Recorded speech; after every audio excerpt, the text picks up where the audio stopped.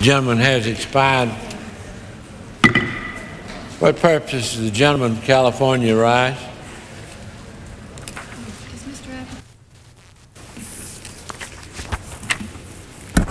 Mr. Speaker, pursuant to the order of the House of Tuesday, February 22, I call up House Resolution 343 and ask for its immediate consideration. The clerk will report the title of the resolution. House Resolution 343, resolution to express the sense of the House of Representatives condemning the racist, anti-Catholic, and anti-Semitic speech given by a senior representative of the Nation of Islam and all manifestations and expressions of hatred based on race, religion, and ethnicity. The gentleman from California is recognized for 1 hour. Thank you, Mr. Speaker. After I make an opening statement, I shall yield 30 minutes for debate only to the distinguished gentleman from Illinois, Mr. Hyde, and ask unanimous consent that he be permitted to control the time on behalf of our Republican colleagues. Is the gentleman making that motion now, or is he going to wait? Yes. Without objection, the request of the gentleman from California, no objection. Mr. Speaker, I yield myself whatever time I might consume. The gentleman is recognized. The purpose of this resolution is to express the sense of the House of Representatives condemning the racist, anti-Catholic, anti-Semitic, homophobic speech given by a senior representative of the Nation of Islam, and to condemn all manifestations and expressions of hatred and divisiveness in our country. Mr. Speaker, free speech is one of the greatest values of our free society, and all of us in this House are passionately committed to its preservation. The right to free speech, however, does not confer upon anyone the privilege of being immune from the free speech of others.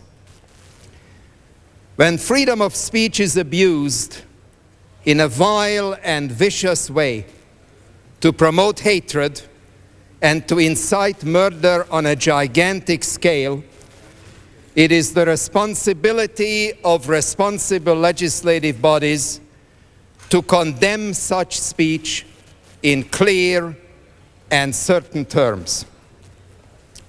That is exactly, Mr. Speaker, what our colleagues in the other body did when the Senate acted unanimously.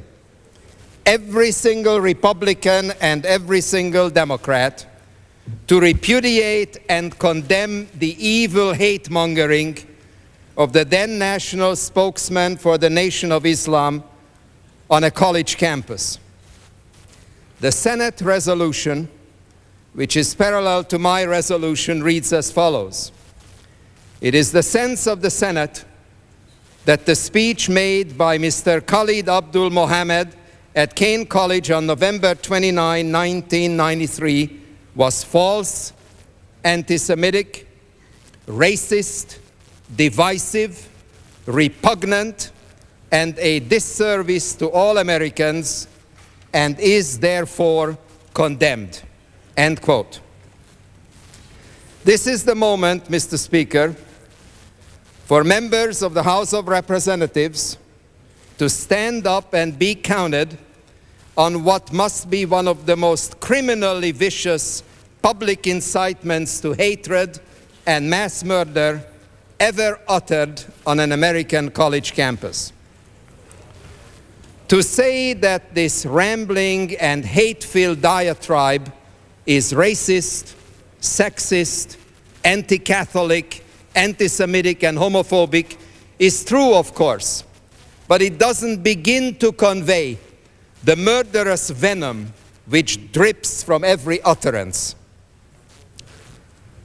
Just to use one set of examples from a speech, the transcript of which takes 62 pages, let me quote relevant portions relating to racism. I will omit the abusive language for obvious reasons.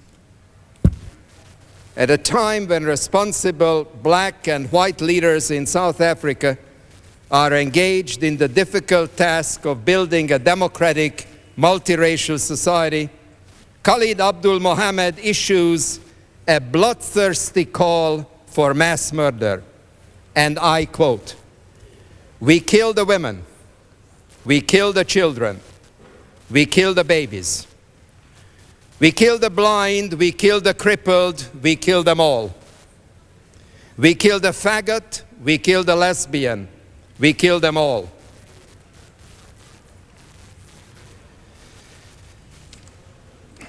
Why kill the women? Because they lay on their back. They are the military or the army's manufacturing center. They lay on their back and reinforcements roll out from between their legs. So we kill the women too. You'll kill the elders too, kill the old ones too. God damn it, if they are in a wheelchair, push them off a cliff. Push them off a cliff in Cape Cod or Johannesburg. I said kill the blind, kill the crippled, kill the crazy. God damn it, and when you get through killing them all, go to the goddamn graveyard and dig up the grave and kill them goddamn again. Because they didn't die hard enough. They didn't die hard enough. And if you have killed them all and you don't have the strength to dig them up, then take your gun and shoot in the goddamn grave. Kill them again, because they didn't die hard enough. Now, Mr. Speaker, 62 pages of this dialogue is not free speech. It is the opposite of free speech. It is an attempt to incite hatred and division in this complex society, multi-ethnic, multi-religious, which has a difficult time without these incitements to hate and murder to function in a civil way. But we are not just dealing with events in this country. We are dealing with the daily diet of the evening news, mass rapes and ethnic cleansing in the former Yugoslavia, where 200 innocent civilians have been killed in the last 22 months because of words of hate and bigotry spoken in a similar vein. A few weeks ago, Mr. Speaker, 6 little children frolicking in the snow in Sarajevo were killed because of words of this kind. And 2 weeks ago, 68 innocent civilians, men, women, and children, were killed in the open market of the city of Sarajevo. Now, there are colleagues in this House who might claim that these are mere words. Let me remind them that the Holocaust did not begin with the gas chambers. It began with words. Words of hate and bigotry, calling for mass murder, and mass murder they did. I'll reserve the balance of my time, Mr. Speaker, and yield to my colleague from Illinois. The gentleman from Illinois is recognized for 30 minutes. I thank the distinguished gentleman from California and the Speaker for yielding me this time, and I ask unanimous consent to revise and extend my remarks. Without objection. Abhorrent as the remarks of the Speaker at Kean College in New Jersey were, I don't think enough attention is being given to the enthusiastic response that his hateful words received from his college student audience. The applause of those young people scares me a lot more than the idiotic statements that were made by this person. And I think there's an awful lot of work to be done to understand why such language has such an appeal to so many young people. Now, Mr. Speaker, the language of this resolution doesn't call for any civil or criminal penalties. It does, however, flatly express the sense of Congress that the deliberate abuse of another's deeply held beliefs and the systematic condemnation of persons based on ethnicity, race, or religion is an offense to democratic civility, and this resolution is an expression of our right of freedom of speech to condemn what we find patently contemptible. Free speech should be an instrumentality to communicate ideas in the quest for truth. The emotional consequences of this sort of language are the enemy of free discourse because they guarantee a reaction that is the adversary of reason and orderly debate. Comments such as these are not made to persuade or to convince, but to insult, to vilify, to wound, or to hurt. They have an unhealthy effect of fracturing our democratic political community. Despite the best efforts of so many good and decent people, hatred and friction between the races continues to be a grave problem. We should look for ways to diminish that hatred. These remarks have the effect of worsening, not lessening, the friction between men and women of different races and religions. And thus, it's appropriate that such language and other language like it receive our strongest condemnation. Free speech is not impinged by our condemnation. It's only exercised on our behalf and on behalf of civil, mutually respectful discourse. And at this point, Mr. Speaker, I would like to yield 2 minutes to the gentleman from North Carolina, Mr. Coble. I thank the gentleman for yielding. Recognized for 2 minutes. Mr. Speaker, and I thank the Speaker. The remarks this resolution condemns serve no good purpose, and such comments must be condemned.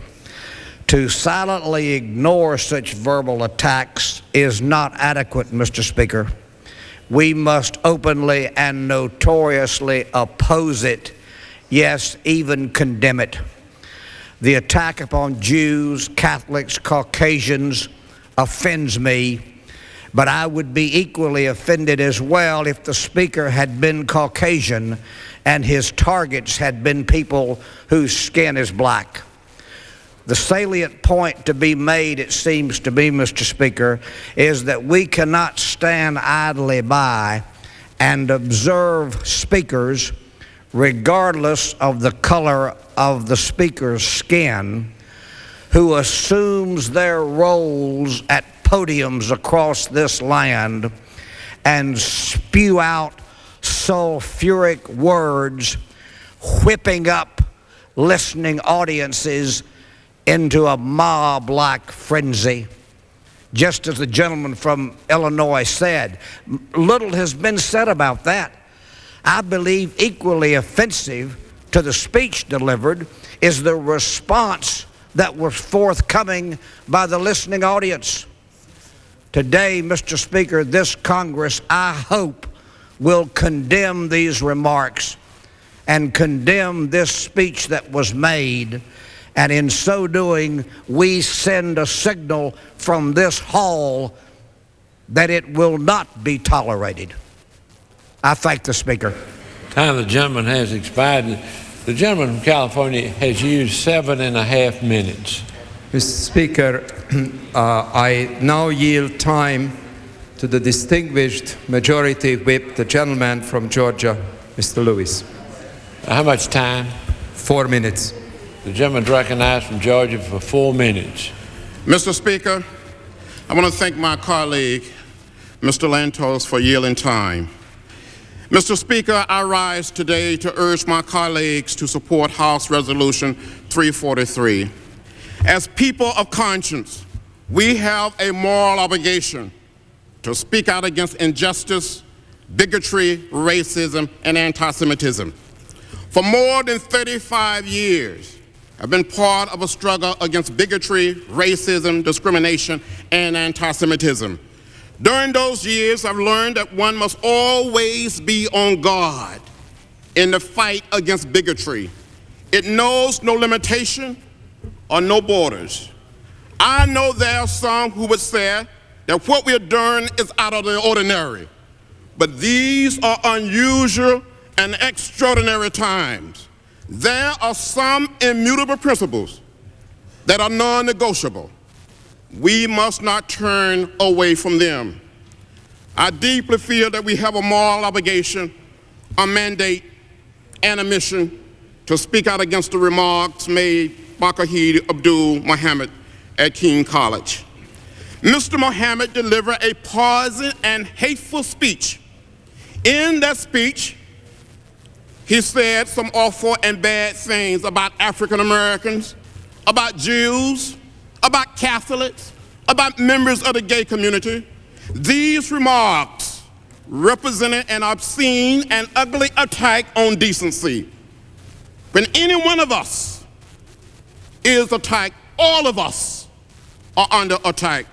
There is no room in our society for the expression of bigotry, anti-Semitism, and racism. Anytime such hateful expression rears its ugly head, it should not go unchallenged. In another period of our history, just a few years ago, there was a coalition of conscience that worked together in a struggle to create a truly interracial democracy in America, to create what I like to call the beloved community.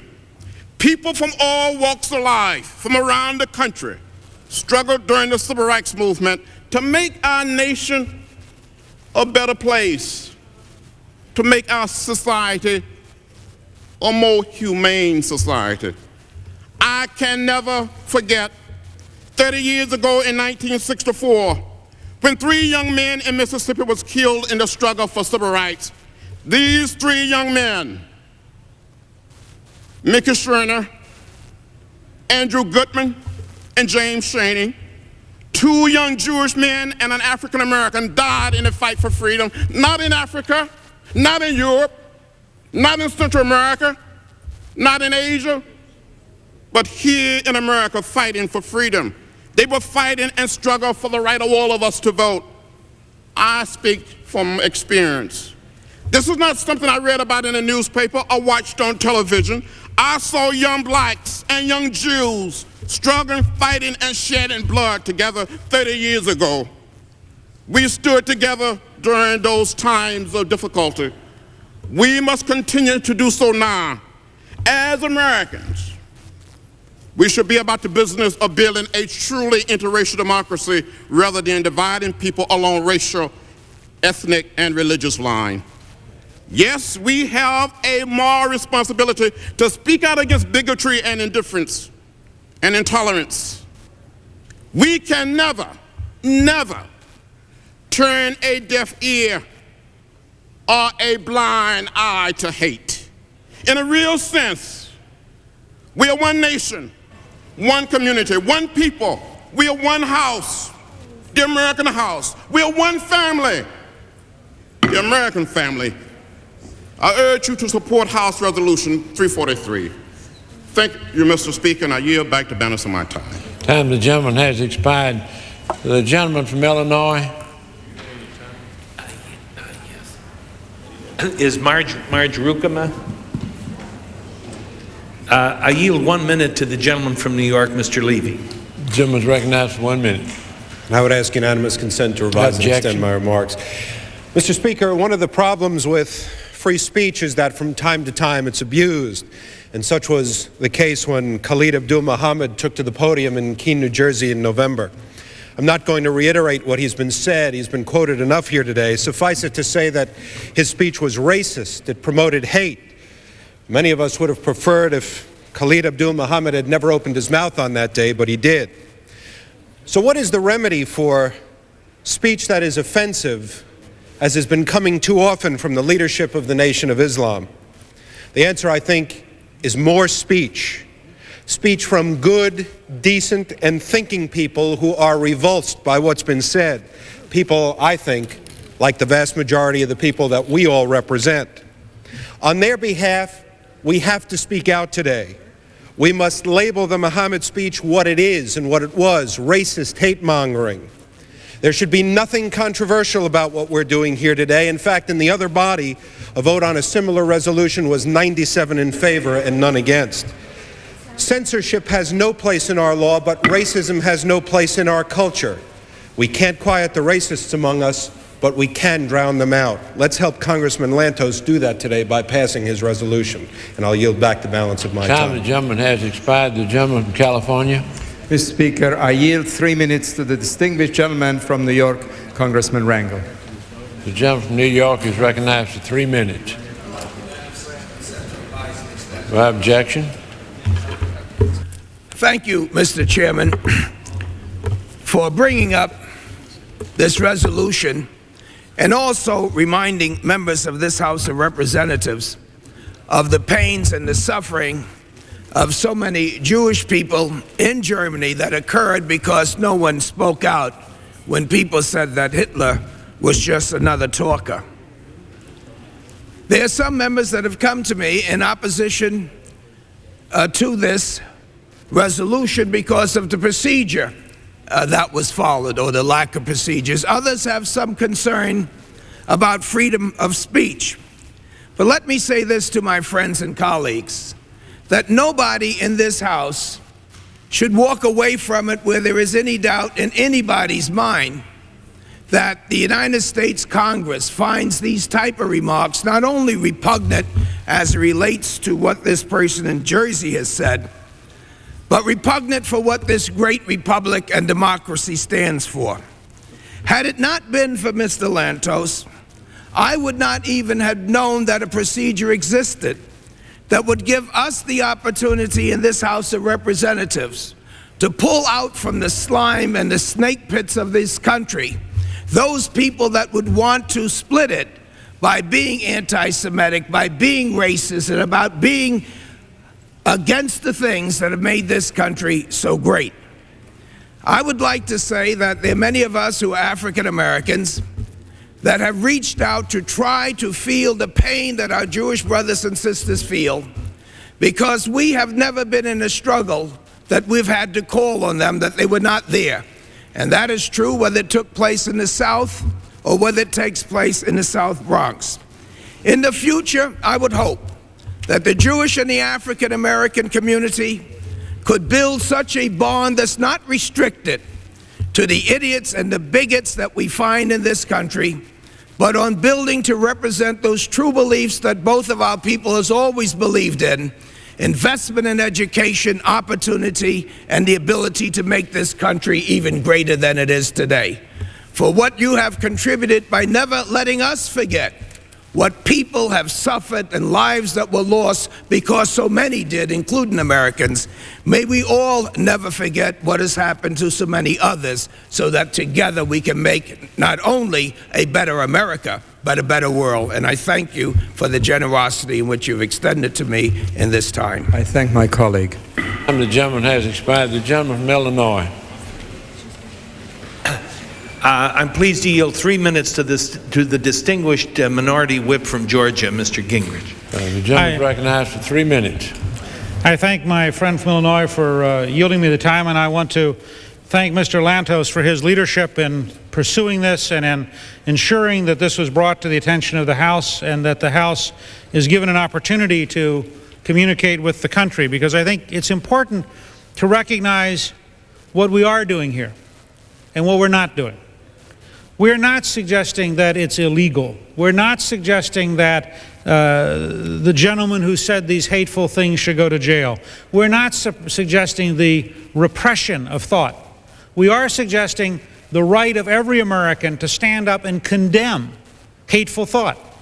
And we're suggesting, in fact, that there's a certain responsibility, whatever your ethnic background, whatever your religious beliefs, to understand that America is a remarkable dream held together by our willingness to tolerate each other, and that our support for each other, whether it is Jewish, Christian, Muslim, Buddhist, a variety of backgrounds. I happen to be a Baptist. My good friend, Mr. Hyde, happens to be a Catholic.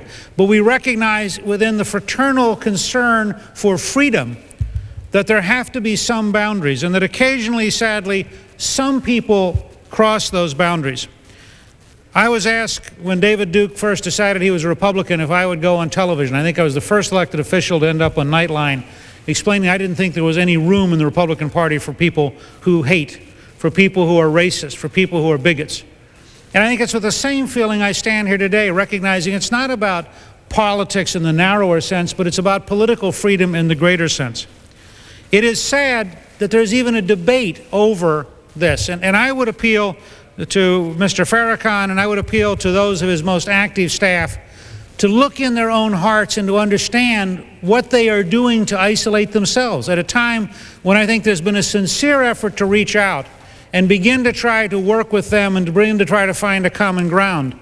To now have this kind of speech coming between us, and to now have these kind of hateful remarks which are racist, remarks which reflect religious bigotry, and remarks which I think can't be allowed to stand without condemnation. And so I just say on behalf of many of us in both parties, there's a feeling of reaching out and saying, as Americans, there has to be some standard beyond which you say, this we cannot tolerate. Not that it's illegal, not that you don't have the right to free speech, but as one of the great founders of television news, Fred Friendly, has said, the fact that you have the right to say something doesn't mean it's the right thing to say. The fact you have the right to do something doesn't mean it's the right thing to do. And I think in this case, it simply went beyond the bounds of decency. And I thank all of my colleagues in both parties who are rising today to express their commitment to the American dream of all of us living and working together. Thank you, and I yield back. Time the gentleman has expired. The gentleman from California. Mr. Speaker, I yield 3 minutes to the distinguished gentleman from New York, Mr. Schumer. The gentleman from New York is recognized for 3 minutes. Thank you, Mr. Speaker, and I thank the gentleman from California and all my colleagues for their remarks. I think we have no moral choice here. To me, this is not an issue over free speech. Free speech, unfortunately, allows people like Mr. Muhammad to say what he wants. Free speech should impel us to say that it is wrong. But I'd like to explain to many of my colleagues here who wonder, in all good faith, what is the fuss? Why is it that we take someone who obviously has very poisonous views contrary to what every one of us, whatever our race, our religion, our creed, our color, wherever we come from is, why do we take this? Because it does, unfortunately, bring more attention to these hateful remarks. The answer is one, at least for me and many of the people from my community, rooted in history. The answer is that once in the past, we ignored hateful language because it came from a nut. A man in Germany in 1923 tried a coup to overthrow the German government. And basically the rest of the world ignored it. He was a nut. He had no power. And in 1925, when he wrote Mein Kampf, with words eerily reminiscent of the words uttered by Mr. Muhammad, he was a nut. He shouldn't be paid attention to. And in 28, when the power of his party grew, and in 32, when Hindenburg, the leader of the German establishment, handed over the keys to the government to this man, he was a nut. And he should be ignored. And let me say right here, the group that is burdened the greatest with this, ignoring what happened, were the Jewish people in America at that time. They said he was a nut, and they ignored it. And then the worst occurred. We have vowed that we should never ignore this again. We have a historical lesson. We've lived through it. I know that some of my colleagues will say, should this body spend all its time condemning people? No, it shouldn't. But should other groups, whether they be African American, Latino, Catholic, gay, whatever, on occasion when they feel threatened, have the privilege of coming to the well of the floor and saying, we must as a body condemn what was done? Yes, by all means. That's not, again, an option. That is our moral responsibility. And if we do it in a sincere way, in a way that is not hateful or divisive but unifying. As my good colleague from New York said, we can build on that and start doing the positive things that we ought to be doing together as well. The time the gentleman has, the gentleman from Illinois. I yield 3 minutes to the distinguished gentleman from Hawaii, Mr. Abercrombie. The gentleman is recognized for 3 minutes from Hawaii.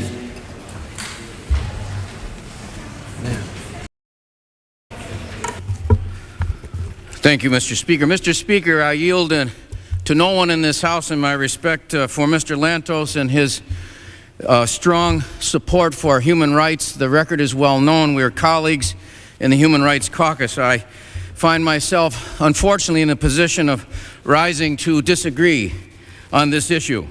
This is a question of free speech.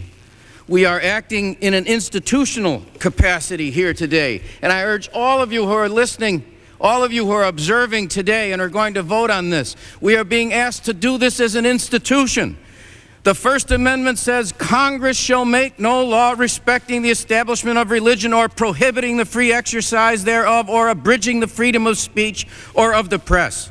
The Universal Declaration of Human Rights, which I also subscribe to, and we are members of the United Nations. Everyone has a right to freedom of opinion and expression. This right includes freedom to hold opinions without interference and to seek, receive, and impart information and ideas through any media, regardless of frontiers. When one stands up and says it is not free speech, it is. Free speech means driving bad speech out with good speech. It means taking the responsibility and meeting the obligation of resisting tyranny and intolerance everywhere we find it. And we do have the right to do that, the obligation to do that as members of Congress. But we do not and should not have, as an institution, this right and this privilege to condemn others for what they have said or done. This resolution could easily apply as an unpatriotic, un-American, subversive speech against the Vietnam War. Pick anything and you could do the same thing. I recall very clearly in A Man for All Seasons by Robert Bolt, when Thomas More's son-in-law confronts him with the necessity of getting to the devil. He says, I would cut down all the laws of this land to get to the devil. And Moore replies to him, yes, and when you have cut down all those laws and the devil turns to get you, what then will you use for a defense?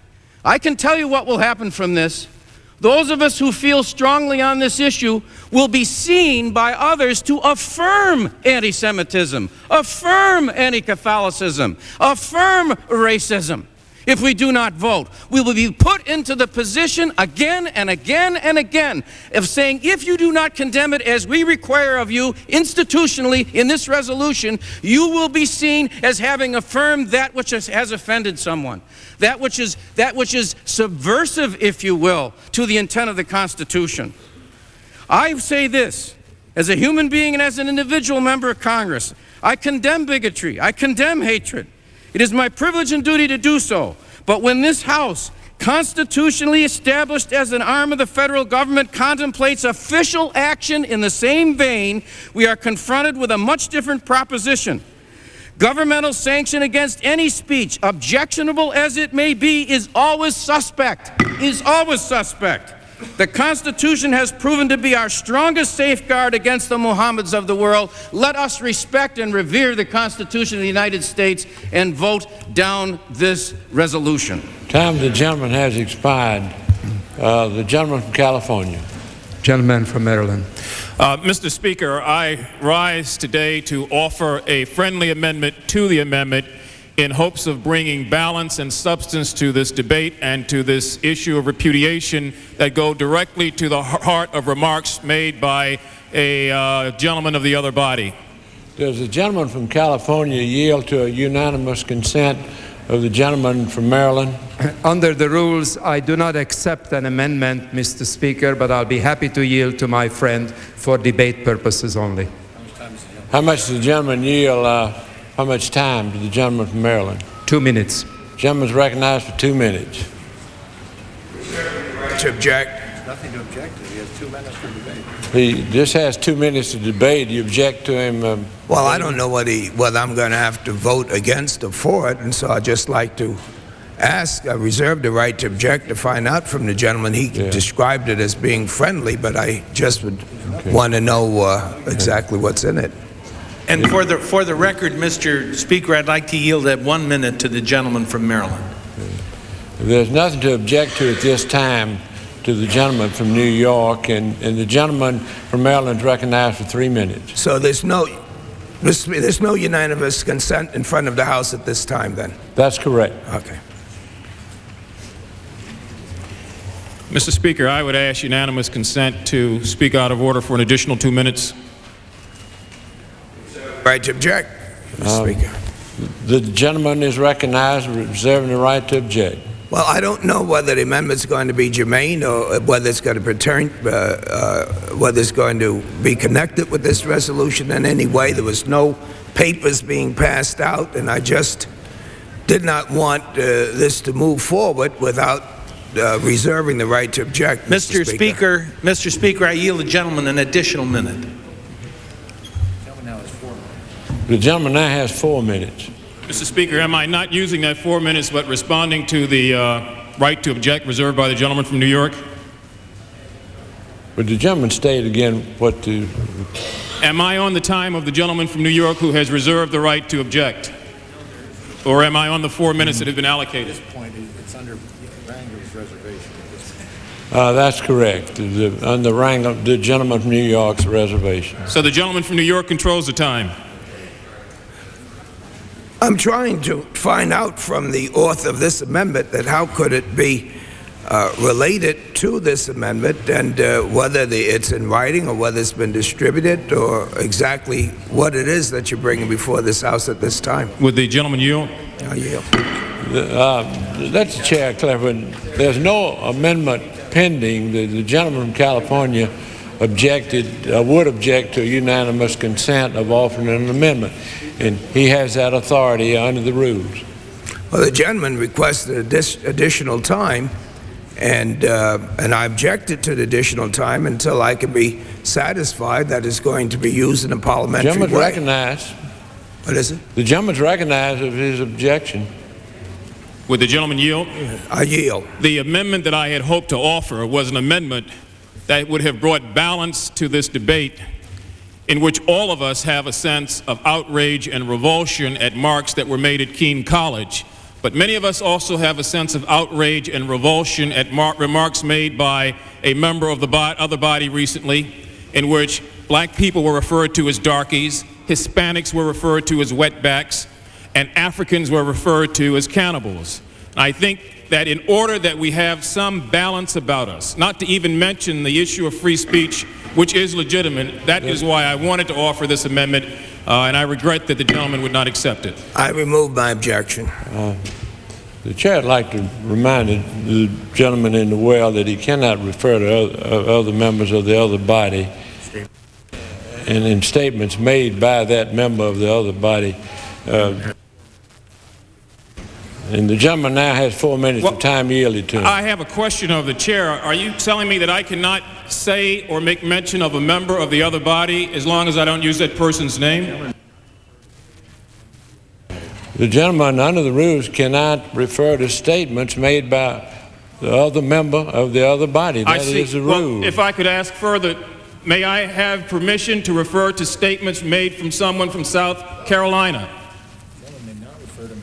That's a member from the other body. The gentleman cannot do that. But with all due respect, there are many people from South Carolina. I'm not necessarily mentioning a member of the other body, but a resident of the state of South Carolina.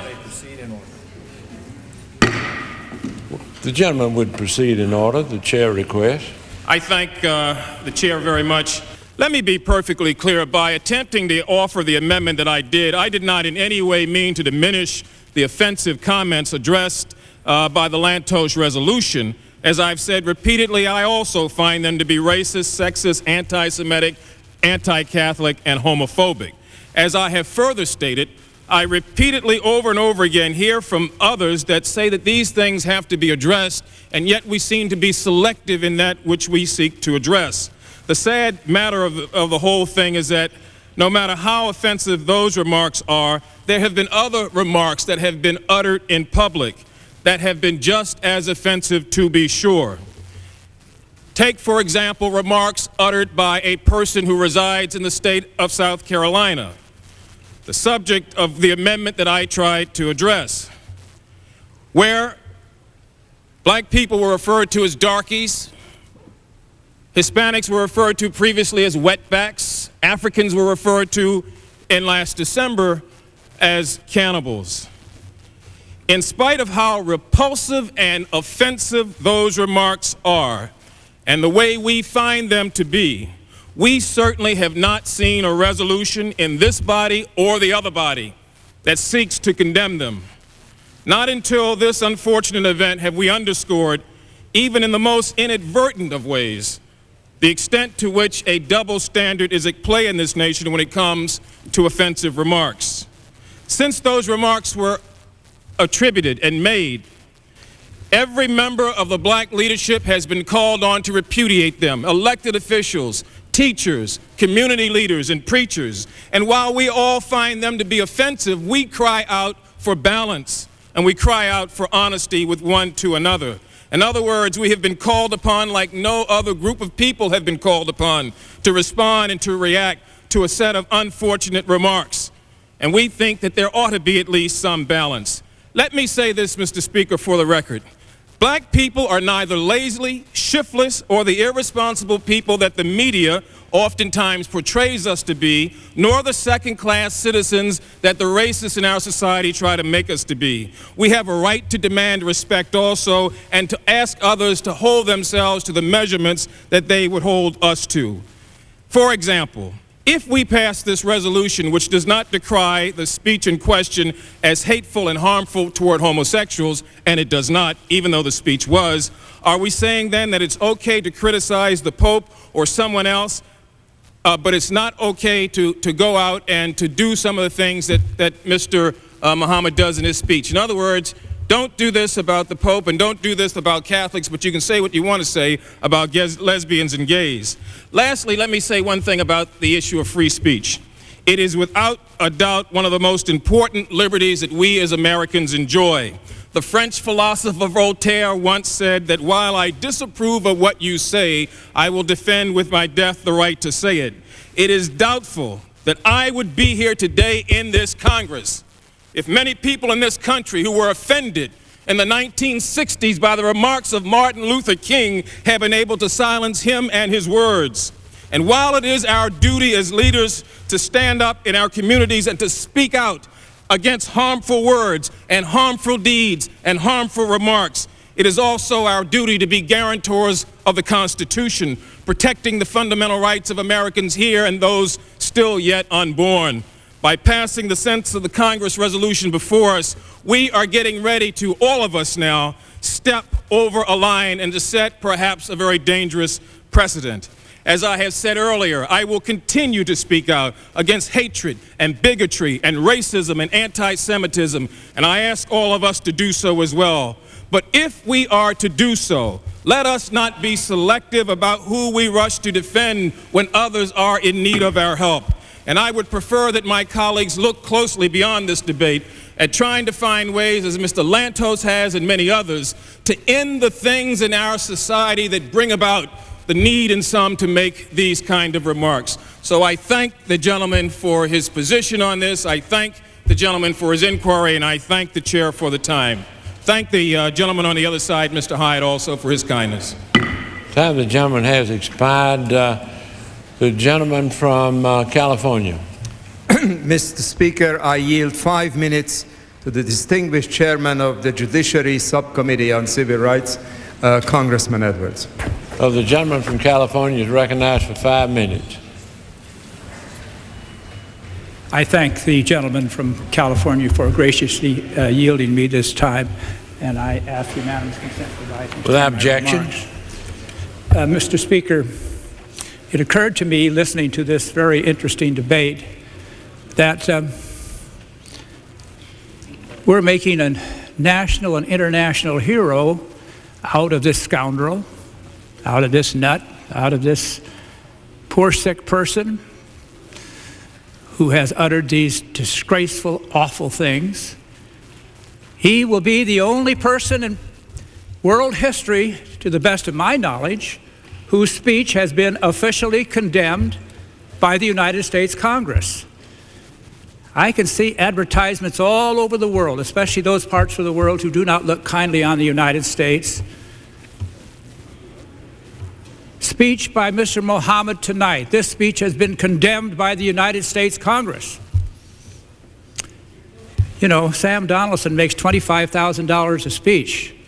Maybe Mr. Muhammad in certain parts of the world and country can now make speeches because of what we're going to do today and what the Senate did unthinkingly the other day. First time, read your history books. Has it ever happened before where the United States Congress officially condemned a speech?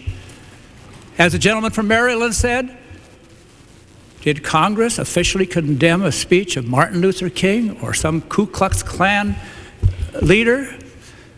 You know, Mr. Speaker and my friends, each of us ought to condemn the terrible, obscene things that Mr. Muhammad said at Kean College. We ought to carry signs around. We ought to have special orders at night and get up one after another and condemn the speech. We ought to write newspaper articles about the speech. It's terrible. It's disgraceful. But, my friends, we have no business officially taking a speech and condemning it. My friend, Mr. Hyde, I believe, said we're not making it a crime or anything like that. No, we're not. But we are certainly chilling free speech. Yes, it's hateful speech, but it is entitled to be heard. And as one other eloquent person said, the way to counteract that is for free speech by the rest of us. So I invite us all to make every speech we want, newspaper articles or anything, condemning this obscene speech made by Mr. Muhammad. But let's not go down this path. It's a very dangerous path to go down, to start condemning officially. We are paid by the government. This is an official act of the government. What's next? A movie? A particular movie that it just shocks us? A newspaper article, the New York Times, or some newspaper we don't like? What's next? What a precedent this is happening to. Yes, we're making Mr. Muhammad a rich, famous man, but we're doing the Constitution real damage. Time the gentleman has expired. The gentleman from Illinois, how much time is it? I'm pleased to yield 3 minutes to the distinguished gentleman from New York, Mr. Gilman. I think the gentleman before the chair recognizes the gentleman from New York, you have 16 minutes left. And the gentleman from California has 6 minutes left. Mr. Speaker, I ask unanimous consent that an additional 20 minutes be allotted evenly divided between the two sides. 20 minutes? 10 minutes for each side. Is there objection? Chair hears none.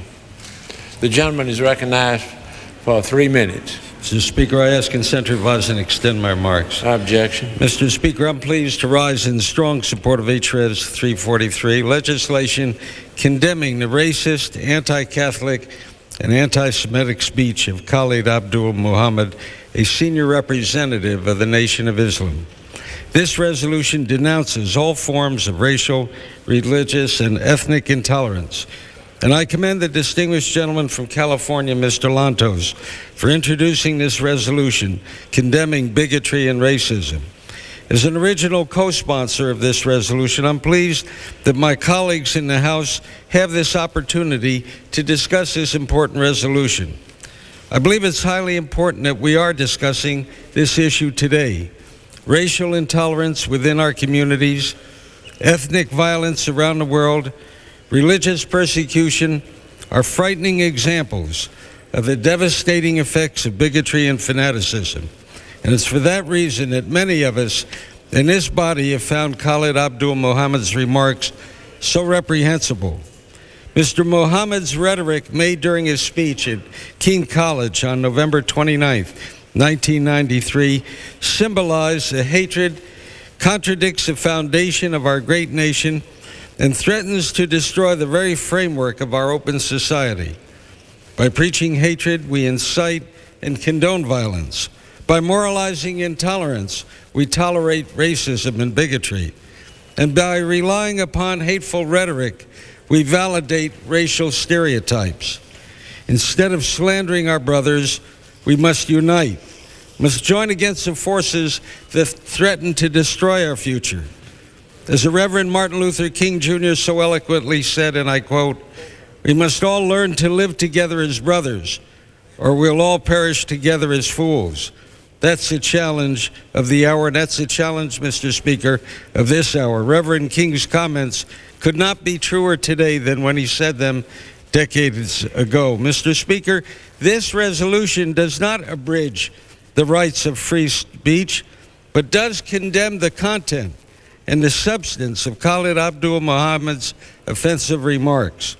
Accordingly, Mr. Speaker, I urge my colleagues to fully support this important measure. For the passage of H.Res. 343 is a dramatic step in combating ethnic and religious intolerance that threatens the very fabric of our society. And I yield back the balance of my time. And I thank the gentleman has for expired. The gentleman from California. Mr. Speaker, I'm delighted to yield 1 minute to the distinguished gentlelady from New York, Ms. Maloney. I rise in support of the resolution. Mr. Speaker, it is troubling that bringing this resolution to the floor has caused some disagreement among us. Instead, this resolution should unite us. You don't have to be Jewish to be outraged by Mr. Muhammad's justification of the Holocaust. You don't have to be an African American to condemn his attacks against those African Americans who don't share his distorted views. You don't have to be a lesbian or a gay man to reject his vicious smears against these individuals. And you don't have to be Catholic to be offended by his obscene caricature of the Pope. Mr. Speaker, this is not an issue of free speech. Mr. Muhammad is free to say what he wishes. But make no mistake, the American people, through us in this body as their elected representatives, are free to condemn this kind of hate speech and reaffirm the true American values of tolerance and human dignity. And we must please support the resolution. Thank you. Time the gentleman has expired. The gentleman. I yield for a unanimous consent request to the distinguished gentlelady from Connecticut. I thank the gentleman from California, Mr. Lantos, and ask the Speaker to revise and consent. Without objection, so ordered. Gentleman from Illinois. I'm pleased to yield to the gentleman from New Jersey, Mr. Zimmer, 1 minute. The gentleman from New Jersey is recognized for 1 minute. I thank the gentleman for yielding. I'm proud to be a co-sponsor of this resolution and to speak on its behalf, particularly because the vicious words that gave rise to it were uttered in my state of New Jersey, and because Khalid Abdul Muhammad is scheduled to speak Monday evening in my district at Trenton State College. I've helped organize a vigil of conscience for Monday evening at a church near the college so that our local religious, civic, and academic leaders of all races and all faiths can reaffirm the message voiced here in the House today, that the vicious bigotry peddled by Muhammad and condoned by Louis Farrakhan has no place in America. Farrakhan and Muhammad have reminded us that the United States is not immune from the religious and ethnic hatred that infects so much of the world. Americans of all religions and all colors must unite to fight this pestilence whenever and wherever it makes itself known. Time the gentleman has expired. The gentleman from California. Mr. Speaker, I yield 2 minutes to the distinguished gentleman from Massachusetts, Mr. Frank. The gentleman is recognized for 2 minutes. Mr. Speaker, I join in supporting this resolution. Let me explain why I think it is reasonable to single out Mr. Muhammad's speech from the welter of vicious nonsense that is out there.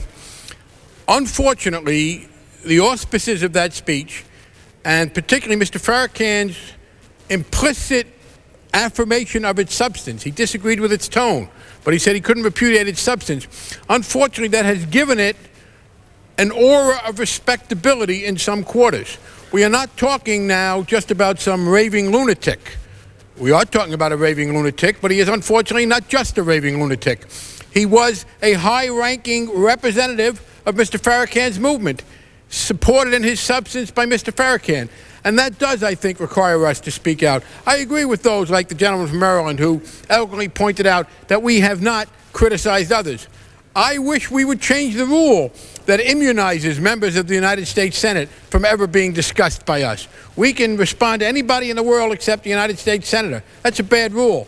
But I don't allow that bad rule to say that we can't respond in other cases. And the response and reception that Mr. Muhammad has been receiving on college campuses and the support he's gotten from Mr. Farrakhan justifies our saying we think this is vicious nonsense. It's not, from my standpoint, a perfect resolution.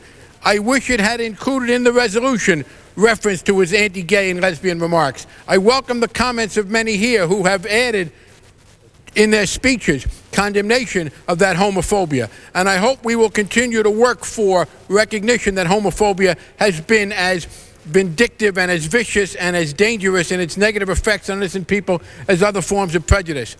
But I will not allow that to restrain me from also voting for this resolution. I will work so that when we have to deal with this again, if we do, it is broader. Finally, I do not regard this as in any way chilling. I will say to my colleagues, it's hard to argue simultaneously that we have chilled Mr. Muhammad and made him a big shot.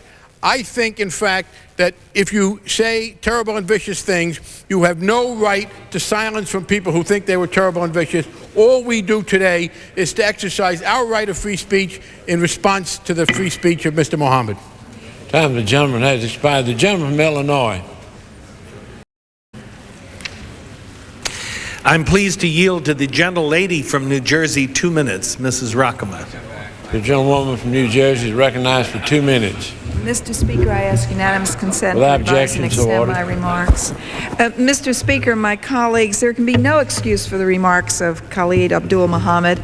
Such blatant bigotry is abhorrent and should be condemned by this House. The speech delivered at Kean College was hate-filled and racist, and it's a stain on the ethnic, racial, religious, and cultural fabric of my home state, which until now has enjoyed a very progressive heritage. My colleagues, we cannot afford to be silent. We must condemn this hatred, this bigotry, and the violence that was advocated there. But, my colleagues, we should also be deeply troubled not only by the remarks of Muhammad, one man's ramblings, but also for the message of hate and divisiveness that goes to our young people and our children. Among the most serious long-term problems facing our nation today in each of our communities is bigotry, racial and cultural enmity.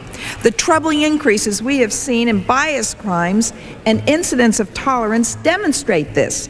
Last year, there were more than 1,300 bias incidents reported to the police in New Jersey alone. Countless more went unreported. In America and around the world, the politics of hate are seeing a resurgence, and we must speak out against it. We must take every step to stop this rise of ethnic, religious, and racial attacks. As we debate other problems that our country is facing, welfare reform, crime control, jobs, we must know that no solution can work if it does not get to these underlying problems of hate and ignorance, which we see all around us. Let us move forward today and begin by condemning the venom of Khalid Muhammad. Let us put this man behind us, but move forward and work against the racial, religious, and ethnic discriminations that his rantings represent. And we must dedicate ourselves, join our hearts and our hands in the brotherhood of Americans that will put him behind us and work in our schools, our neighborhoods, and in the workplace for that American brotherhood. Time of the gentlewoman has expired. The gentleman from California. Mr. Speaker, I'm pleased to yield 2 minutes to the distinguished gentleman from New York, Mr. Nadler. The gentleman from New York is recognized for 2 minutes. Thank you, Mr. Speaker. I unanimous consent to revise and extend my remarks. Mr. Speaker, in his Kean College speech, Khalid Muhammad urged racial genocide in South Africa and directed ugly, contemptuous language at lesbians and gay men and at the Pope. But most of his venom was reserved for that favorite scapegoat, the Jews. Mr. Muhammad told his audience that Jews control the government of the United States, that Jews are the bloodsuckers of the black nation and the black community, and perhaps most chillingly, that the German Jews brought the Holocaust on themselves. These remarks surely merit condemnation, and they have been condemned by a wide variety of political, religious, and civil rights leaders. I am concerned, however, that some of those condemnations may miss their true mark. The leader of the Nation of Islam, Minister Louis Farrakhan. We must not lose sight of the truth that Mr. Muhammad's most horrifying remarks come straight from the teachings of Minister Farrakhan. It was Louis Farrakhan who said in 1985 that the Jewish lobby has a stranglehold on government, who told the college audience in 1990 that Jews were sucking the blood of the black community, and who implied that the Holocaust was a punishment the Jews had earned and perhaps deserved again. In a speech in Hartford, Connecticut just 19 months ago, Mr. Farrakhan said he had told a group of rabbis the following, quote, "Instead of talking about Hitler so much, you should ask, why did God permit that to happen? Was there a lesson to be learned, and have you learned it yet? Or maybe the lesson should be repeated," unquote. Well, the entire world has learned a lesson, all right, and that lesson is never again to permit bigots like Louis Farrakhan or Khalid Muhammad or those who believe it is appropriate to imply that the leaders of African nations practice cannibalism to go unchallenged. Because history has taught us, in Germany, in Mississippi, in Crown Heights, that when decent men and women ignore expressions of bigotry and hatred, those expressions have consequences. And words become actions, and then it is too late. Thank you, Mr. Speaker. I yield back the balance of my time. Time of the gentleman has expired. The gentleman from Illinois. Thank you, Mr. Speaker. I'm pleased to yield 1 minute to the distinguished gentleman from North Carolina, Mr. Watt. The gentleman from North Carolina is recognized for 1 minute. To revise and extend my objection, remarks. so ordered. Speaker, as an individual, I condemn the statements which are the subject of this resolution. There may be no individual in this body who has spent a greater percentage of his life fighting racism and sexism in this country. I oppose this resolution not because I condone the speech. Instead, I oppose it because it opens the door to a resolution of this kind every week. In fact, every day and every minute.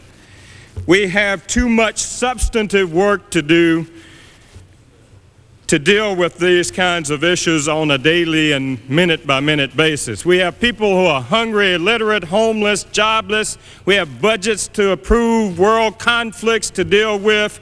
In the face of all this, I can't believe we are spending time to set a precedent to take up on a regular basis resolutions of this kind, to condemn every lunatic who expresses views we disagree with.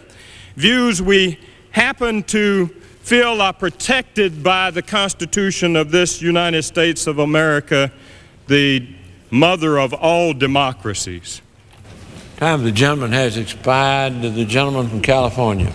Mr. Speaker, I yield 2 minutes to the distinguished gentleman from California, Mr. Tucker. The gentleman is recognized for 2 minutes. Thank you. I thank the gentleman for yielding, and thank you, Mr. Speaker. I ask unanimous consent to revise and extend my remarks. So ordered. Mr. Speaker, I rise in support of this resolution for many reasons. First and foremost is the fact that I believe we must speak out against racism. Now, there are those who have alluded to me that this is a First Amendment matter, and that certainly the gentleman who made these remarks has his First Amendment right to speak out, even if we are not in agreement with those remarks. But by the same token, I think it is the responsibility of those of us who are well-thought and conscientious leaders of this society to exercise our First Amendment rights and to speak out and to denounce such racism. The prior speaker indicated that this Congress is certainly poised with very important matters to do and should not take time out for some minutia such as this. But I think that this is an important matter. It's not minutia because the coalitions that we need in order to do things in this country between the black and the Jewish community and other communities would be jeopardized if we do not address the fact that we cannot continue to attack one another. We can't live with one another and turn to one another until we respect one another. And certainly even Minister Farrakhan came out and rebuked and reprimanded and repudiated his minister for these remarks. So I don't think that there is any gainsaying the fact, Mr. Speaker, that these remarks were repugnant and vile. I just hope that in the future that this Congress, the Senate and the House will take likewise the same kind of response to pernicious remarks made by other people, whether it's Senator Hollins or anyone else who attacks the African American community or other communities. I think that we should have a fair standard, a standard that is fair no matter who we're talking about. And so I applaud my colleague from California for taking this effort, and I think that this should not be a disparagement on the Nation of Islam per se, but certainly a repudiation of the remarks of that particular minister, and I yield back the balance of my time. Time of the gentleman has expired. The gentleman from Illinois. I'm pleased to yield 1 minute to the distinguished gentleman from New Jersey, Mr. Franks. The gentleman from New Jersey is recognized for 1 minute. Without objection, so ordered. Mr. Speaker, I represent the district in New Jersey where Khalid Abdul Muhammad's speech was actually delivered. And as soon as I learned of his vicious remarks, I felt that it was incumbent upon me then, as I do today, to speak out against his violent message of hate and bigotry. The United States was founded with the promise that all would be welcome in our society. Our nation is comprised of a wonderful mix of religious, ethnic, and racial groups, all of whom must work together if our union is to survive and prosper. Yet acts of bigotry and intolerance are on the rise throughout our country. Mr. Muhammad's speech, in which he advocated hate, discord, and violence on the basis of race, religion, ethnicity, and sexual preference, serves only to foster the prejudice that is tearing at the fabric of our society. Mr. Speaker, this legislation is vitally important. We cannot be silent while national spokespersons preach these messages of hate. I urge my colleagues to vote aye on House Resolution 343. Time of the gentleman has expired. The gentleman Mr. Speaker, may I inquire how much time there is left on both sides?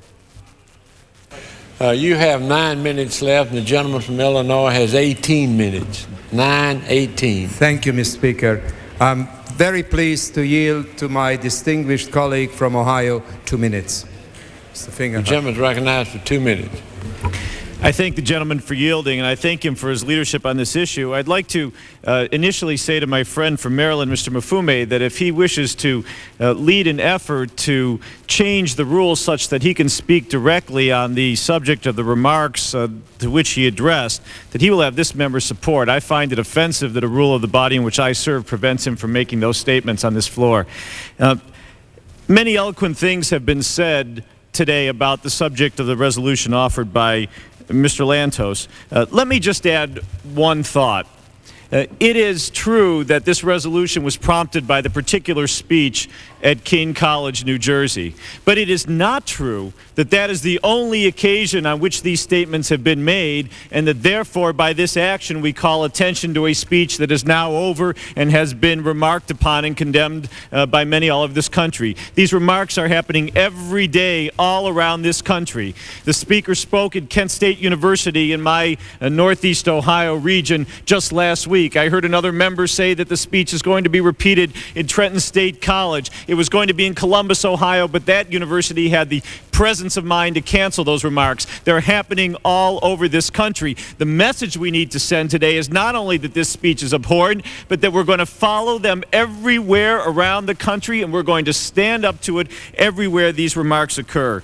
Mr. Speaker, and to the sponsor, last week during the recess, I met with students from every public and private high school in my district. And I asked them what was the single thing they would like the most from their member of Congress and from the adults in their community and their parents. And they said to me, Congressman, we want role models. We want people to stand up and say the difference between right and wrong. Mr. Speaker, today is a chance for us to be role models to the young people of this country, to stand up and say, this is wrong. We know the difference between right and wrong, and everywhere wrong is spoken all over this country, we will stand up and be role models. Time of the gentleman has expired. The gentleman from Illinois. Mr. Speaker, I'm very pleased to yield 2 minutes to the distinguished gentleman from New York, Mr. Fish. The gentleman from New York is recognized for 2 minutes. I thank my colleague and ask unanimous consent to revise and extend my remarks, Mr. Speaker. It's been properly said this afternoon that there's no excuse for hate-mongering. Neither is there any excuse, Mr. Speaker, for the United States Congress to stand silent and not condemn expressions of racism, anti-Catholicism, anti-Semitism, and ethnic and religious intolerance. And that's what we are called upon to do by this resolution. Is there a place in our society for racism, anti-Catholic, and anti-Semitic remarks? I have to say there is. It's a price we pay for constitutionally protected rights. But, Mr. Speaker, because Mr. Muhammad can speak, it is all the more important that we, the Congress of the United States, stand up and condemn. Time of the gentleman has expired. The gentleman from California. Mr. Speaker, I yield 2 minutes to the gentlelady from New York, Ms. Lloyd. The gentlelady is recognized for 2 minutes. Without objection, so ordered. Mr. Speaker, I rise today to support the Lantos resolution and to discuss a subject as painful as it is important. Last November, a spokesman for the Nation of Islam gave a speech at Kean College in New Jersey. It is a speech we have heard before. Mr. Muhammad described a nightmare, a world of enemies and conspiracies, a world of division and violence, a world divided by prejudice and bigotry. He described the same world seen by the Klan, the same world defined by Nazi ideology. It is the sameness and familiarity that is so striking, only the details change. If Mr. Muhammad's particular fascination with Jews is even more disturbing, it is because blacks and Jews have always stood together in support of civil rights, equal opportunity, and concern for the underprivileged. We have always worked side by side, challenging our country to live up to its ideals. I know that my good friends in the Congressional Black Caucus, some of whom joined me last year on a trip to Israel, are every bit as outraged and pained by these statements as I am. Hatred, like its victims, know no color or creed. It is a universal temptation that must be rejected wholly and completely at every opportunity, whatever the source. And so I have no doubt that in the end, Mr. Muhammad's words will join all the others like it: the Nuremberg laws, the apartheid codes, the Jim Crow statute. Lies can never sustain themselves. Only our silence gives them substance and life. When Martin Luther King Jr. addressed our nation from the steps of the Lincoln Memorial, he urged that we, quote, not seek to satisfy our thirst for freedom by drinking from the cup of bitterness and hatred. We should not have to learn this lesson anew every generation. Time of the gentlewoman has expired. The gentleman from California. Speaker, I'm pleased to yield 2 minutes to the distinguished gentleman from New Jersey, Mr. Klein. The gentleman from New Jersey recognized for 2 minutes. Without objection, so ordered. I'd like to thank my friend from California for bringing such an important issue to the floor of the House and for setting such a powerful example in the fight to protect civil rights for all people. I find it particularly disturbing and offensive that anti-Semitism and bigotry should be on the rise again in a century that witnessed the Holocaust, the most horrific period of genocidal anti-Semitism the world has ever seen. Yet bias incidents and hate crimes have increased, and Congress must take a stand. We should condemn hateful and bigoted statements, whether directed against blacks, Jews, Catholics, or any group.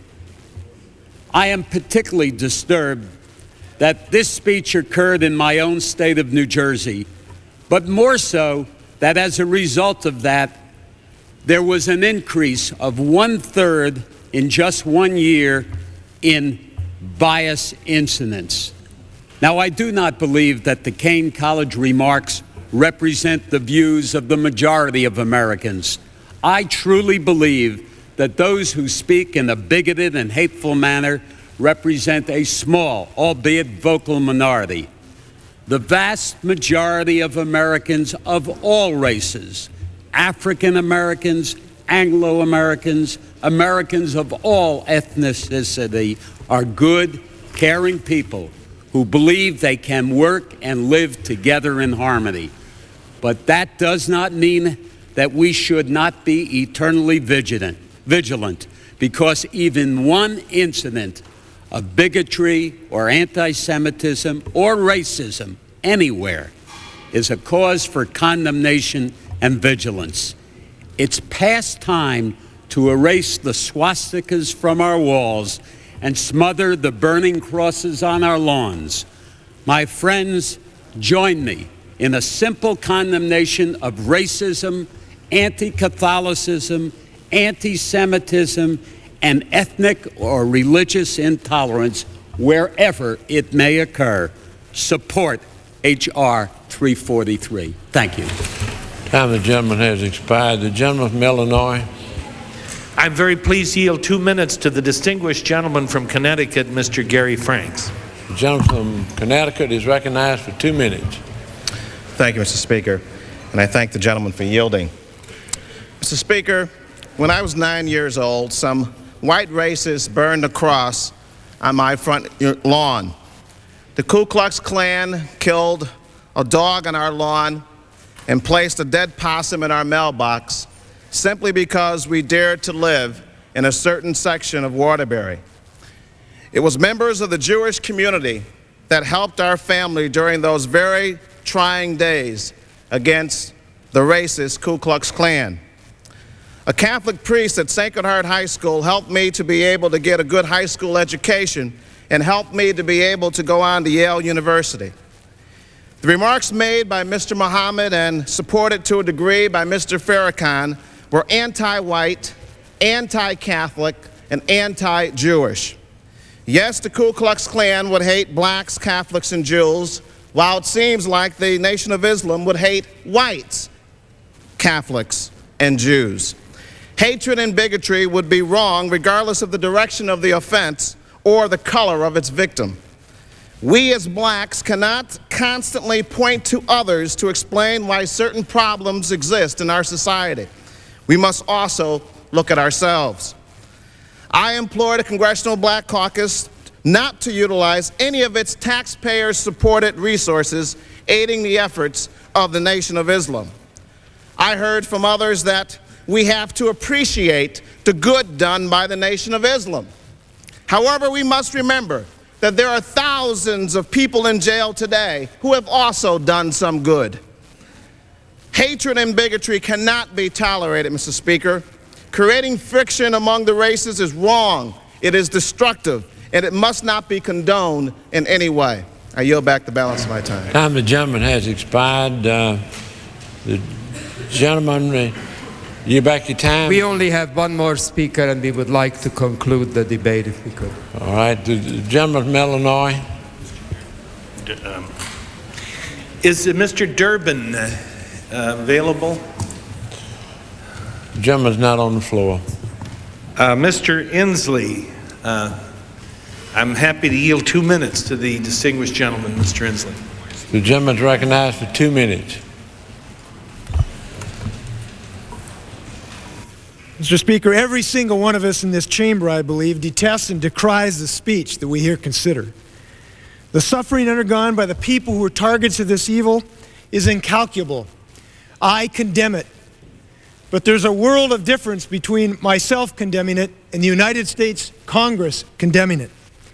There is only one thing that can make Mr. Muhammad's racist, hate-filled, bigoted speech worse. That is if the Congress now highlights, spotlights, and headlights his worthless prattle, and in the process drives us to take one small step backwards from our commitment to the First Amendment to the United States Constitution. If this institution gets into the business of condemning citizens' speeches, we will be condemning ourselves to constantly nibbling away at the First Amendment.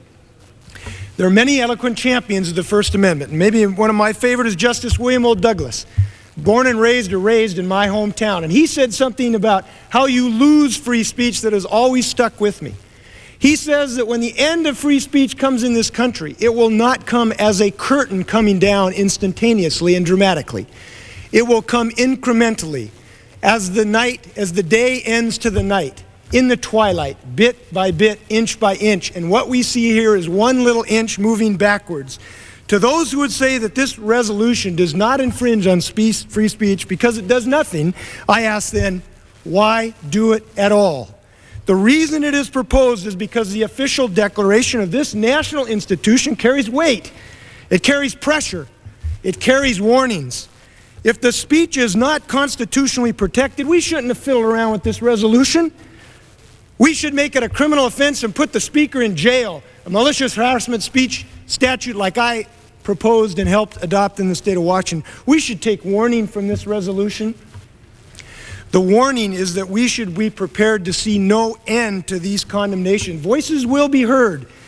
Why do we condemn the Caucasian citizen who spouts racist rhetoric and not the other? Let us not put this institution in the position of tacitly approving everything we do not condemn. This is a bad policy, it's a bad idea, it's bad business. Time of the gentleman has expired. The gentleman from Illinois. I am really delighted to yield 2 minutes to the distinguished gentleman from Vermont, Mr. Sanders. The gentleman from Vermont is and to see that he has moved over to our side of the aisle and see if we can't keep him here. He just moved back. The gentleman recognized for 2 minutes. As Mr. Speaker, as we say in the state of Vermont, not very likely. But I thank the gentleman very much for yielding. Mr. Speaker, this is a very difficult resolution for me. As it happens, virtually my father's entire family was murdered by Hitler when they were living in Poland, and I have very strong feelings about anti-Catholicism or gay bashing or bigotry in general. My concern lies, among other things, that when we have people like David Duke, a former Nazi, when we have all kinds of people in the United States ranting and raving about sending blacks back to Africa, or all kinds of absurd bigotry, I do not see resolutions coming down on the floor of the House. They're ignored.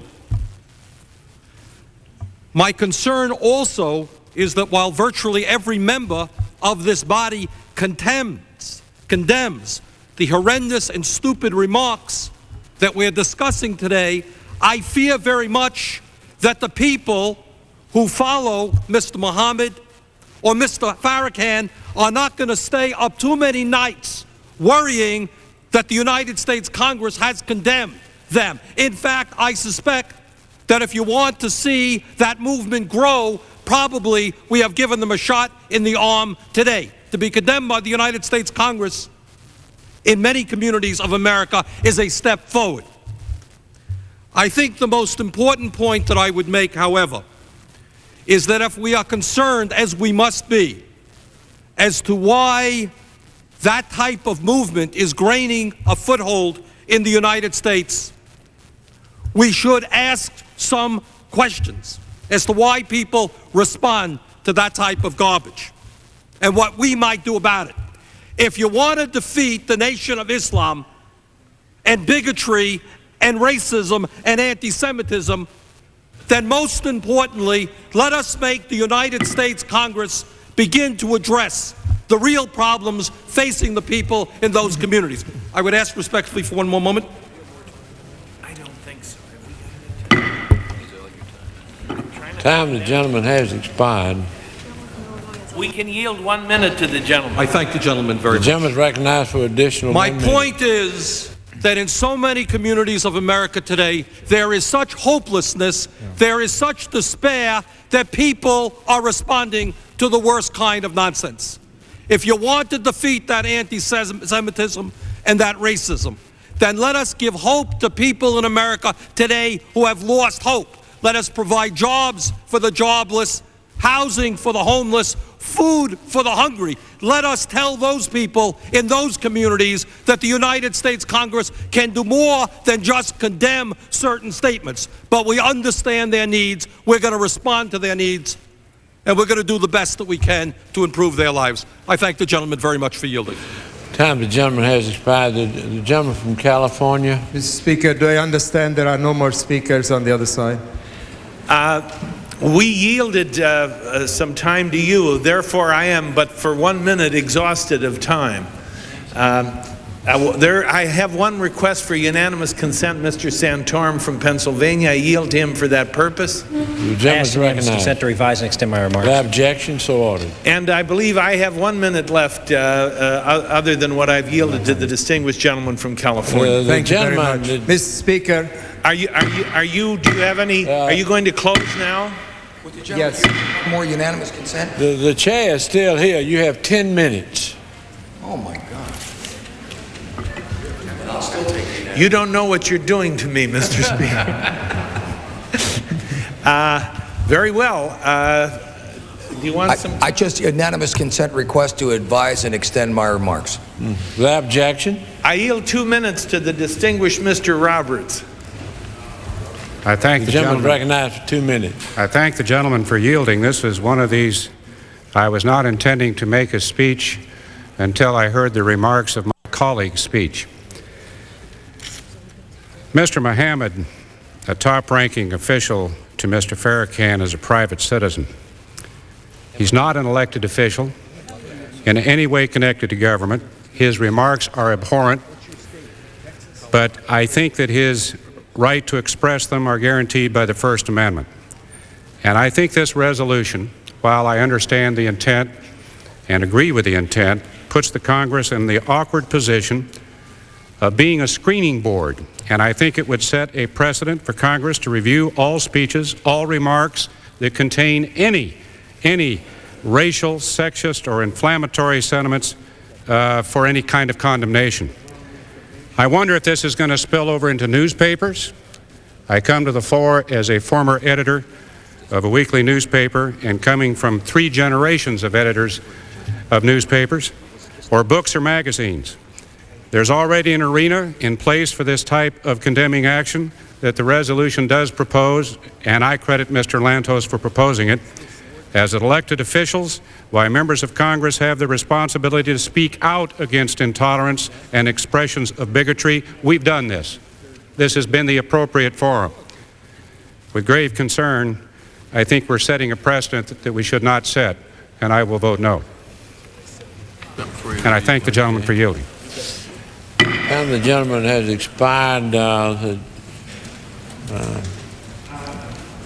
I'm happy to yield to the distinguished gentleman from California, Mr. Horn, for 1 minute. The gentleman is recognized for 1 minute. Thank you. Objection, so ordered. Thank you, Mr. Speaker. This is a very close call if you look at it strictly in terms of the role of this House. Should Congress be the grand nanny of America? I think most of us would say no. On the other hand, if good people do not stand up, bad people will poison the well of our representative democracy. As one who was part of the drafting team for the Civil Rights Act of 1964, the Voting Rights Act of 1965, I remember who was in the room, besides the congressional staff and leaders. Andrew B. Miller, AFL-CIO, Joseph Rao, Americans for Democratic Action, Conference on Leadership of Civil Rights, David Brody of the Anti-Defamation League, Jim Hamilton of the National Council of Churches. Those were the people that walked the halls, that carried on inside to get justice, what Martin Luther King did so eloquently outside. Will we make heroes and out of some of these prize bigots about which we all know, regardless of their race or color? Perhaps. Do we need to speak out? Once it's before us, we do, and I shall support the resolution. Time of the gentleman has expired. I thank the Speaker, and I yield 2 minutes to the distinguished gentleman from Colorado, Mr. Skaggs. The gentleman from Colorado is recognized for 2 minutes. Thank the gentleman for yielding the time. Mr. Speaker, I am deeply troubled that we are considering this resolution to condemn the speech of Khalid Abdul Muhammad last November. I'm troubled not because the speech does not deserve condemnation, but because that condemnation ought not to issue through an official action of the Congress of the United States. The First Amendment to the Constitution states that, quote, Congress shall make no law abridging the freedom of speech or of the press. This resolution, of course, does not make law, so the First Amendment prescription is not literally violated. However, because I believe that it violates the spirit and intent of what the framers of the Constitution intended when they drafted the First Amendment, I will vote no. The Constitution is clear that it is not government's place to tell citizens what they should and should not say.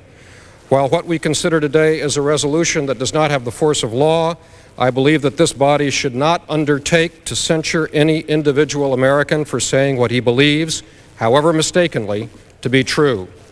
The weight of what we say as a body, whether as law or the sense of the House of Representatives, is too great to selectively choose which individual's speech we want to condemn and which we choose to ignore. There are far too many statements made every day that reach the same level of stupidity and perfidy to which Mr. Muhammad aspired. As Mr. Muhammad had every right to say what he did, so I urge all of my colleagues as American citizens to exercise their rights under the Constitution as individuals to condemn the hatred he has espoused. I also urge all of my colleagues as members of the House of Representatives to refrain from putting the House on record in determining what speech is appropriate and what is not by voting no on this resolution. Time of the gentleman has expired. The gentleman from California. Mr. Speaker, because I believe that Mr. Lantos only has one more speaker, if I may yield 1 minute to the distinguished gentlelady from North Carolina, Ms. Clayton. Thank you, The gentlewoman is recognized for 1 minute. Thank you very much. I want to rise to say that I am offended and think that I should speak out against the hatred and the bigotry and the substance of which we condemn today. But I also want to say that I think we will do ourselves a disservice, those that are spoken out against the bigotry in which we may be the victims of, to use this House as a way to correct that. I think the Constitution is too precious to even use to speak out against those who would be offended. I think as an offended citizens who feel that this indeed has been offense to any civilized person, we must bear in mind that the First Amendment is a very precious right, and that right should be protected. And I urge us, when we vote, to consider the right that American is very well known for. That is the right, even for our enemy, to condemn us in the most hatred way. This is America. I urge you to support the First Amendment. Mr. Speaker, I will just take 1 minute and then yield whatever time I have left to the distinguished gentleman from California. Thank you. Thank you. The gentleman is recognized. Let me just say in summary, Mr. Speaker, that one of the great remarks made in the founding of when our country was founded about this body is, "Here, sir, the people govern." We represent the people. We are a representative democracy.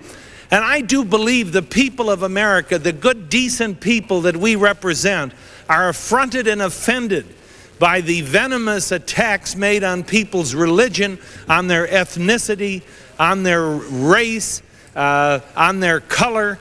And I think we have every right to speak out institutionally, collectively, not to forbear the legal right to say what you say, but the moral right to say what they said. Nobody has the right to insult people, the moral right. They may have the legal right. They have the legal right. We said go ahead and burn the American flag. I resisted that. But if that's symbolic speech, certainly actual speech ought to be protected, and it is protected. But we don't have to turn the other cheek and become accessories by silence, by inaction, ratify through inaction. Scripture says not only for every idle word. The House is not in order.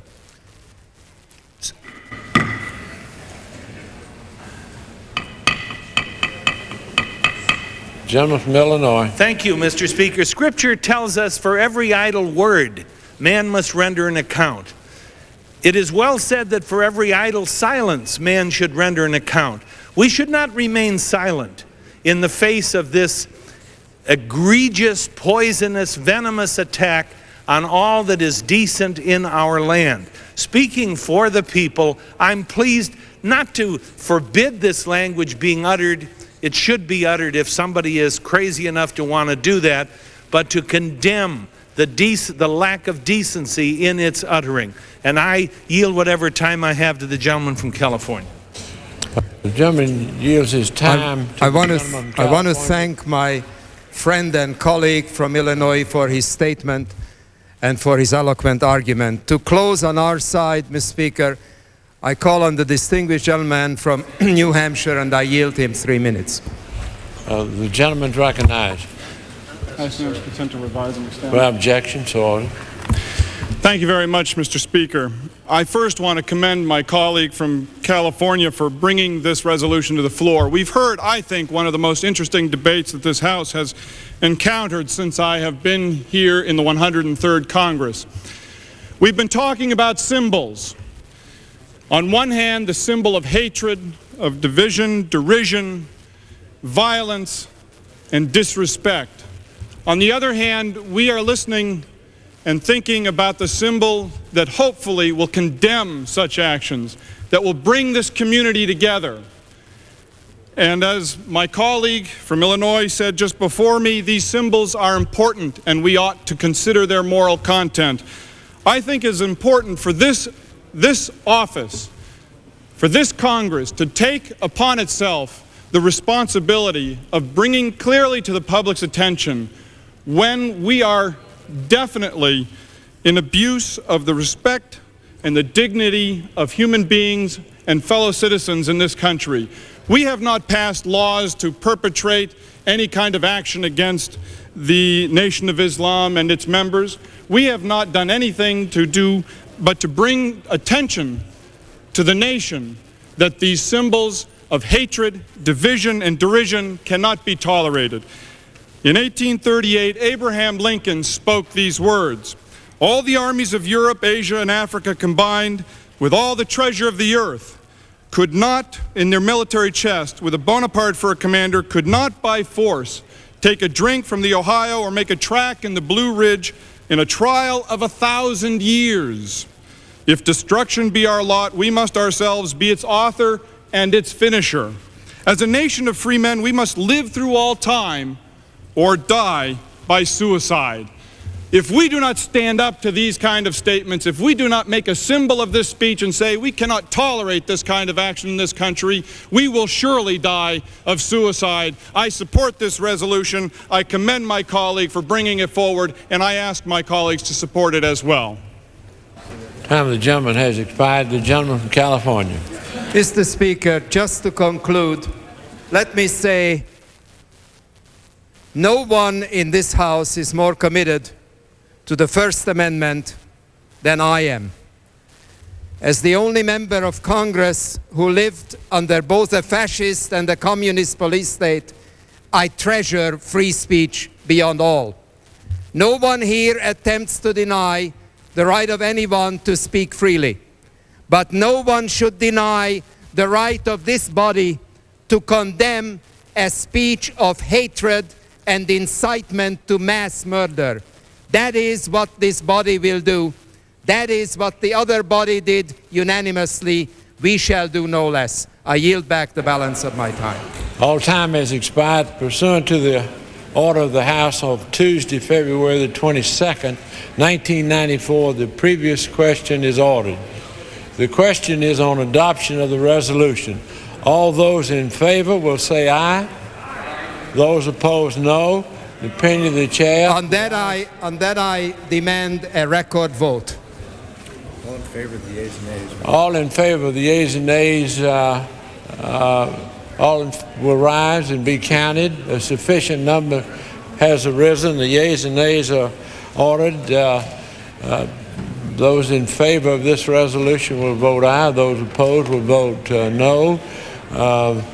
And the yeas and nays have been ordered, and this will be taken by electronic device.